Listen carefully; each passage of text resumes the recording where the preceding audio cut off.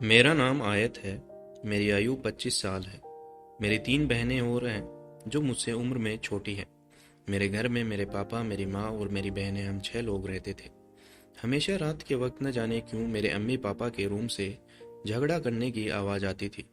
हम बहनें अक्सर सुनती और चुप हो जाती थी, क्योंकि बातों की समझ हमें नहीं आती थी कि लड़ाई किस बात की है। बहुत टाइम के बाद जब हम थोड़ी बड़ी हुई तो पापा रात के वक्त अपनी सही हालत में नहीं होते थे। जब वह घर आते तो लड़खड़ाते हुए घर आते थे। पापा का कारोबार अच्छा था और इसलिए आज तक उन पर किसी ने उंगली भी नहीं उठाई थी।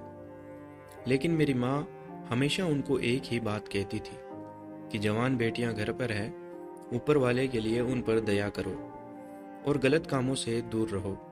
सही गलत क्या होता है ये तो हम जानते थे, लेकिन मेरी माँ उनको किस बात पर यह कहती थी ये हम नहीं जानती थी। मेरी माँ मेरे पापा पर बहुत शक करती थी। उनकी शक करने की आदत थी। कभी कहती थी इधर नहीं जाओ, कभी कहती थी उधर नहीं जाओ, ये नहीं करो, वो नहीं करो। शुरू शुरू में मुझे ऐसा लगता था कि मेरी माँ एक शक्की औरत है। वह हर वक्त पापा पर शक करती हैं और इसलिए उस पर इल्ज़ाम लगाती हैं। घर का माहौल देखकर मैं बहुत ज़्यादा चिड़चिड़ी हो गई थी। बात बात पर गुस्सा करना, हर बात पर रोना, ये सब चीज़ घर के माहौल को देखकर मेरे अंदर आई थी। मेरे माँ बाप को इन सब से कोई फ़र्क नहीं पड़ता था, लेकिन मैं दिन ब दिन इन सब से बहुत परेशान हो जा रही थी। लेकिन अम्मा अब्बा का अभी भी वैसे ही था। हर दिन मारपीट, लड़ाई झगड़ा ये सब होते रहते थे। इसके अलावा पापा का लड़खड़ाते हुए रात को घर आना मेरी माँ को और भी ज़्यादा परेशान करता था। ये सब बर्दाश्त करते हुए अब तो मेरी माँ भी चुप हो गई थी। कभी कभी कुछ बोल देती, लेकिन ज़्यादा टाइम वह चुप ही रहती थी, क्योंकि मेरे पापा को कोई भी बात का कुछ भी असर नहीं होता था। टाइम किसी का इंतज़ार नहीं करता। ऐसे ही टाइम गुजरता गया और हालात और भी ज़्यादा ख़राब हो गए। अब तो हालत इतने ख़राब हो गए थे कि घर पर 2 वक्त की रोटी भी खाना मुश्किल था। घर के हालात देखते हुए मेरी माँ ने बाहर नौकरी करने का फैसला किया। मेरी माँ ज़्यादा पढ़ी लिखी तो नहीं थी, लेकिन उन्हें एक फैक्ट्री में मजदूरी का काम मिल गया। सारा दिन वह काम करती और फिर शाम को घर आकर हमें देखती। घर के कामकाज में मेरी माँ का हाथ बंटवाती थी, लेकिन मैं भी अभी बच्ची ही थी। कितना काम करवाती। मैं थक जाती और अम्मा मुझे भी काम नहीं करने देती और सारा दिन बाहर काम करती। रात को कभी कभी पापा के इंतजार में हमारे साथ जाग कर गुजारती थी। मेरी माँ दिन प्रतिदिन अब कमज़ोर होती जा रही थी। घर में आमदनी कुछ भी नहीं थी और घर की ज़रूरतें बढ़ती जा रही थी।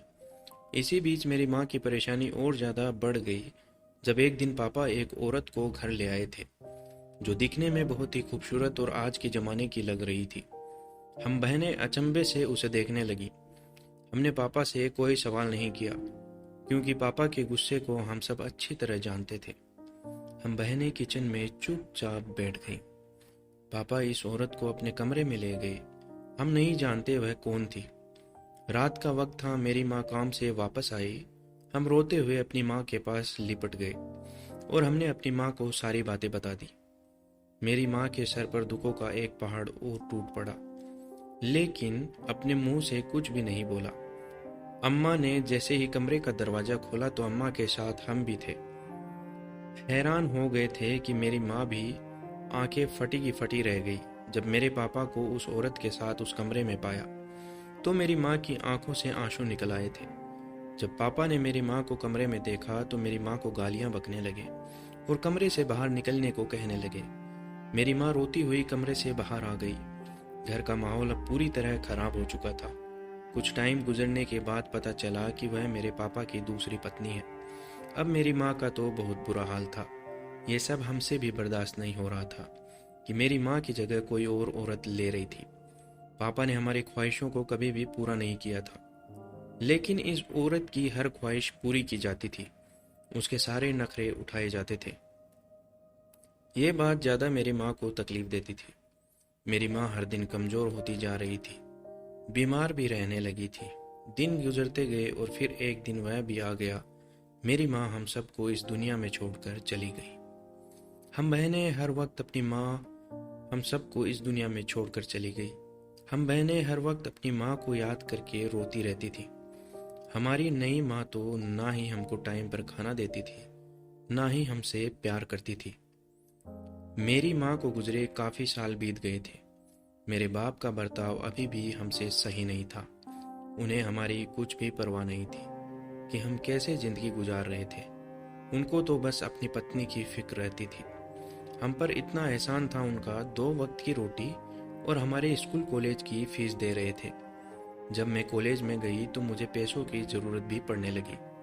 आखिरकार ऊपर वाले ने मेरी सुन ली और एक छोटे स्कूल में बच्चों को पढ़ाने लगी थी। घर में मेरी सौतेली माँ और मेरे बाप तो कोई परवाह नहीं थी, तो उनको तो क्या बताना था। घर में मेरी बहनों को मैंने बता दिया तो वह बहुत खुश हुई। मुझे उनकी आंखों में चमक देखकर बहुत रोना आया कि मेरी छोटी बहनें किस कदर हर एक चीज़ के लिए तरसी हुई थी।